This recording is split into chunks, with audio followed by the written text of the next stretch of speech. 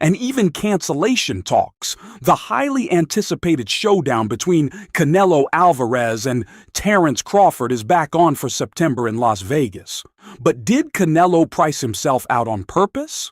Does Crawford stand a chance of moving up 2 weight classes? And what do boxing legends like Tim Bradley think about this blockbuster fight? Let's break it all down. Before we dive in, do me a quick favor. Like this video and subscribe. 98% of you watch without subscribing, and it helps a ton. Done?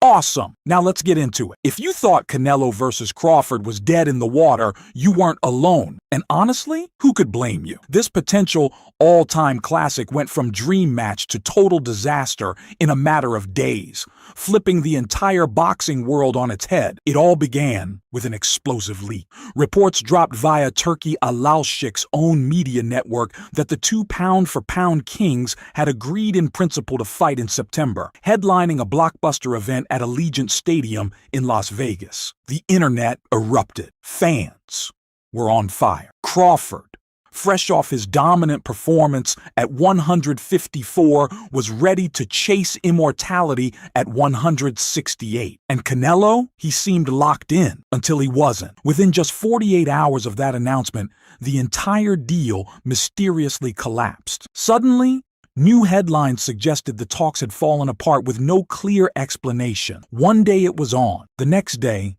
it was off. No press releases. No updates. Just radio silence from Canelo's camp, who allegedly stopped responding to Al-Sheikh's team altogether. It didn't take long for rumors to swirl that Canelo had intentionally gone cold, leaving Saudi investors hanging and the fight world in suspense. Some insiders hinted that the negotiation breakdown wasn't about contracts, it was about cash. While boxing purists speculated about weight differences and legacy risk, those in the know pointed to one massive, undeniable issue: the $150 million Canelo was reportedly demanding to fight Crawford. That's right, $150 million for a single night under the lights. Even for a generational talent like Canelo, this was unprecedented money, and many started to question if this was truly about legacy or something else. Was he strategically pricing himself out, hoping the Saudis would walk away and save him from a risky legacy gamble against a smaller, faster technician like Crawford? But then, just as quickly as it unraveled, the fight rose from the ashes. Turkey Al-Sheikh wasn't about to let the biggest fight of 2025 slip through his fingers.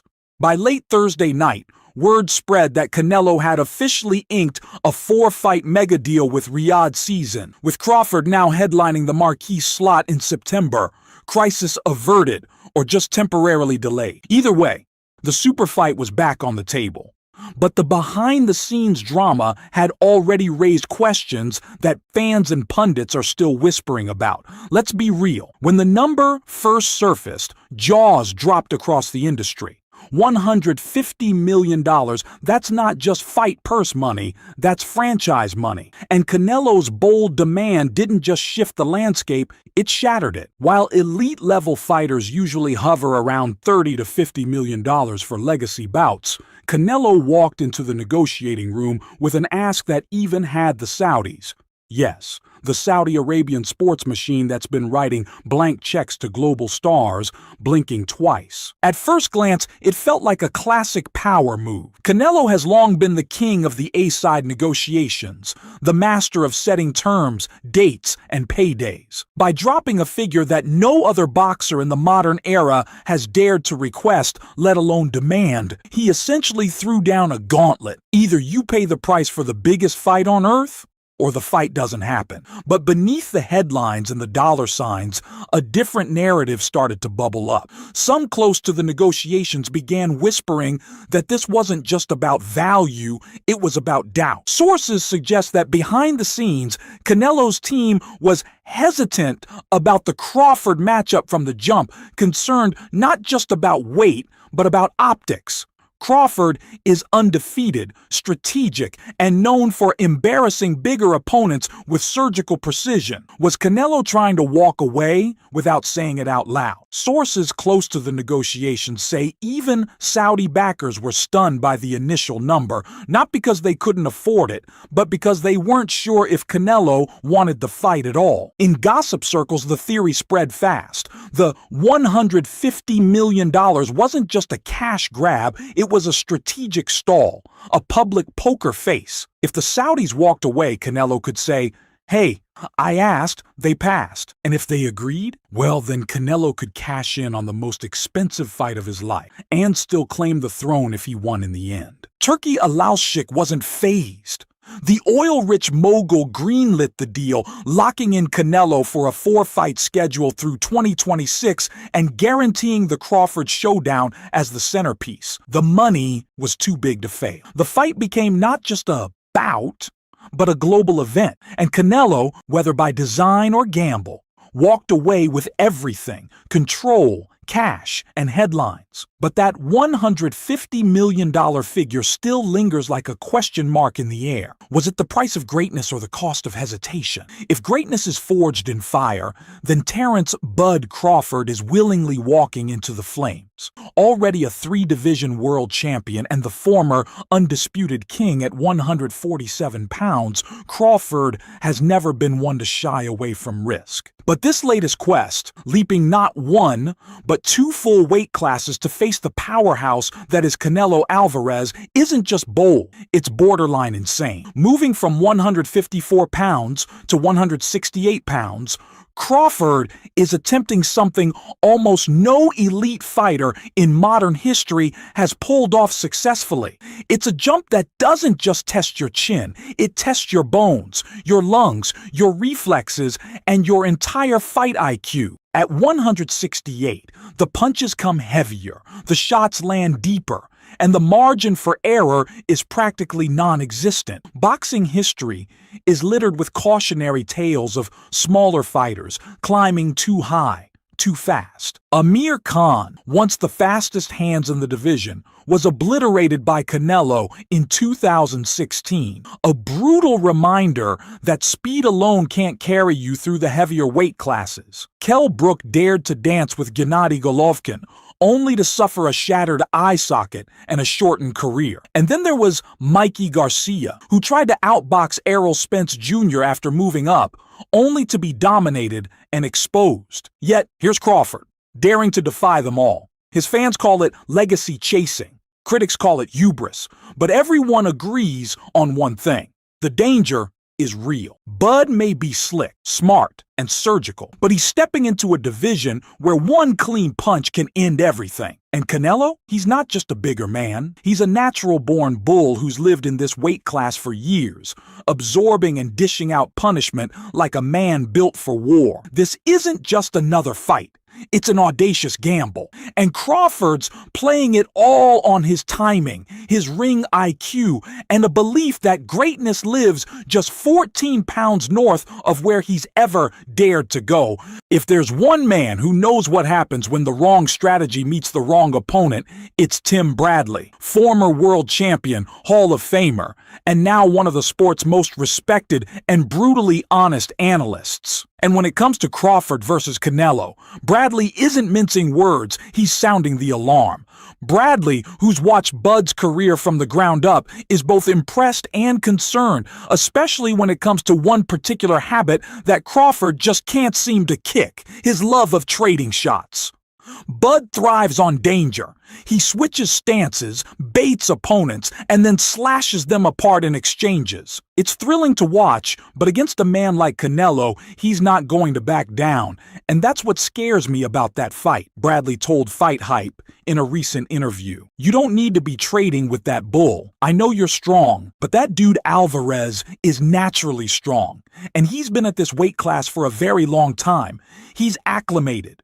You're not. That quote hit like a warning shot across boxing's glamorous facade. Bradley isn't questioning Crawford's heart. He's questioning whether that heart might get him knocked out cold if it beats too fast in the pocket. He pointed out that Bud's style, dynamic, flexible, but often tempted by bravado, which might be his undoing against a methodical powerhouse like Canelo. One miscalculated exchange could be all it takes. And Canelo doesn't waste his punches. When he connects, bones break. Bradley's bottom line: fight smart, not proud. Crawford must resist the temptation to prove he can take Canelo's heat. Because if he doesn't, if he trades fire with fire, he could become another name on the list of brilliant boxers broken by the weight and power of someone just too big. The question lingers like a thundercloud. Will Bud listen, or will history repeat itself in painful highlight reel fashion? While the Crawford fight grabs all the headlines,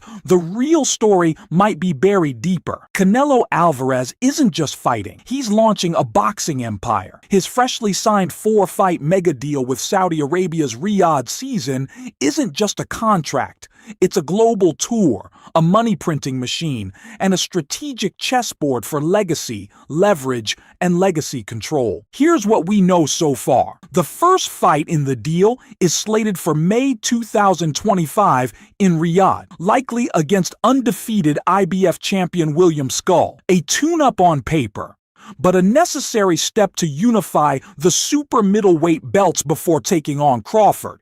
If he gets past Skull, then it's on to the main event of this entire project, the September 2025 showdown with Crawford at Allegiant Stadium in Las Vegas. But Canelo's play doesn't stop there. 2 more fights are locked in for 2026, both set in Saudi Arabia's glitzy new fight capitals, one in February, one in October. And the list of potential opponents already being floated reads like a future Hall of Fame ballot. Dimitri Bivol, the man who handed Canelo a rare loss in 2022, is rumored for a blockbuster rematch.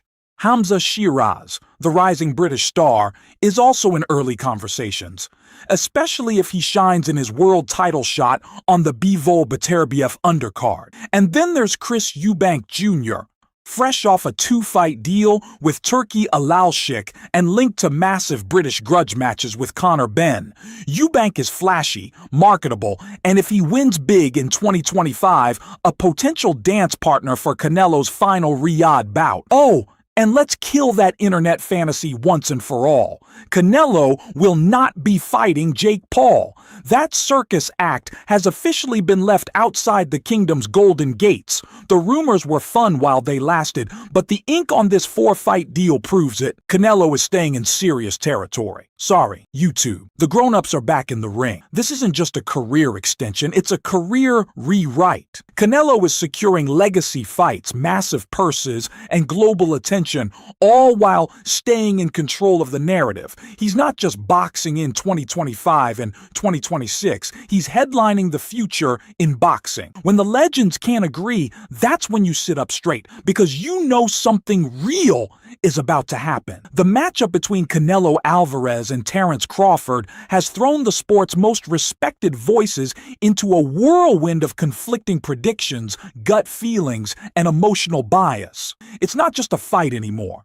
It's a full-on boxing debate for the ages. Mike Tyson, the embodiment of raw power, didn't mince words. Canelo's too strong, Crawford's great, but size matters in boxing. That one line echoes decades of combat truth. You can't train mass. And Tyson would know. Then you've got Shakur Stevenson, the new school technician who's seen Bud up close. Bud is too smart. He figures guys out when others panic. That IQ is different. To Shakur, this isn't just about weight. It's about levels. And Crawford, in his eyes, plays chess where others swing checkers. Then comes Teddy Atlas, ever the strategist who doesn't just watch fights, he dissects them. His warning? Cold and clinical. Canelo's too big. This ends like Brook versus Golovkin. Beautiful fighter. Wrong weight class. Atlas is painting a familiar horror, the brilliant technician crumpling under pressure from a bigger, meaner man. But Andre Ward, a legend who knows a thing or two about fighting bigger guys and winning, sees another layer. Crawford's movement. His ability to adapt mid-fight, that's what gives Canelo problems. And then there's the wild card. Roy Jones Jr., whose career rewrote rules about weight jumps and knockout power. His take? Balanced, but brutal. Canelo's too patient, too heavy-handed. He'll eventually break Bud down. These are Hall of Famers, champions, strategists, and none of them agree. And that's the magic. When even the experts argue at the bar, the gym, and the studio, you know this isn't hype. This is a collision of styles, stories, and legacies so compelling that not even the most decorated minds in the sport can predict what's coming. And in boxing, that's when you know this is the real thing. Let's call it what it is. Every super fight is equal parts spectacle and science. And this one might be the most polarizing of them all. On paper, it's a dream. Two generational talents, pound for pound elites, clashing in a stadium under the Vegas lights. But underneath the glitz lies a more brutal question. Is this a fair fight, or is Bud being fed to the lions? The cynics call it a mismatch. They see a natural 147-pounder walking into the jaws of a seasoned 168-pound predator, chasing greatness on paper, but staring down a payday that could come at the cost of his health. The skeptics whisper that this fight smells like a setup. A beautiful storyline wrapped around a physical mismatch. And for what? Legacy, or a check too big to ignore. But the purists, they see something different. They see a chess match in the making. A battle of ring IQ, angles, and adaptability. Crawford is the slicker fighter. He has better footwork, a deeper toolbox, and a chip on his shoulder the size of Omaha. His fans believe this is not suicide. It's history in motion. Still, you can't ignore the elephant in the room. Canelo is not just strong, he's battle-tested at this weight. He's taken punches from light heavyweights and barely blinked. And Crawford? We've never seen him take a clean shot from a 168-pound bull like Canelo. Not even close. So here's the uncomfortable truth. Both things can be true. This is a super fight. This is also a dangerous gamble. That's why it works. That's why we're watching. Because boxing is built on questions that don't have easy answers. And this one asks the biggest of them all. Will skill overcome size? Or will reality crush the dream? All right, gloves off. Now it's your turn. Let's hear it from the real fight fans, the comment section killers, the group chat debaters, the people who eat, sleep, and breathe this sport. Because this one, it's personal. It's legacy. It's the kind of matchup that keeps you arguing long after the final bell. So tell us, is Crawford chasing greatness or gambling with disaster? Was Canelo ducking or just negotiating like a boss? Does Bud even stand a chance at 168? Or is this just another big money mismatch dressed up for the cameras? And while we're at it, who's really the face of boxing right now? Drop your picks, your predictions, your hot takes. Be bold, be brutal, be legendary. Let the debate begin. And remember, in a super fight like this, history doesn't just happen. It gets written by those brave enough to step into the fire. If you enjoyed this breakdown, don't forget to like this video to support the channel. Subscribe to Boxing Edge for the latest updates, fight breakdowns, and expert analysis. And turn on notifications so you never miss an upload.